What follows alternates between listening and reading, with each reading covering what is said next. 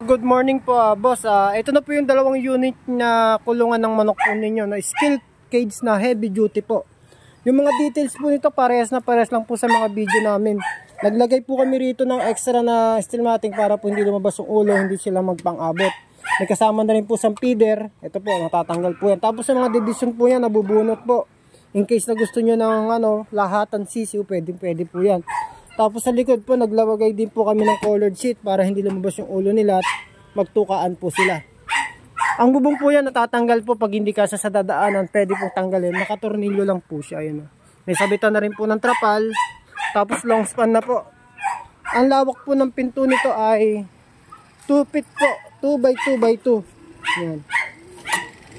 Yan. 2 feet po yung lapad, 2 feet yung haba. 2 feet din po yung taas. Bawat kwarto po. Kaya malawak po siya sa manok. Ayan. Ang price po pala nito 11,800. 4 na pinto po. Sa nagtatanong po, ito po location namin at contact number po, screenshot yun lang po. Ayan, sa ano pa po basta alam ko bandang Bulacan po yan eh. Pipick upin po yan bukas. Okay po. Pero wala kaming gawa ngayon na sinetap lang namin to para bukas ma-pick up. Para makita kung may problema, pero wala akong problema. Okay na po.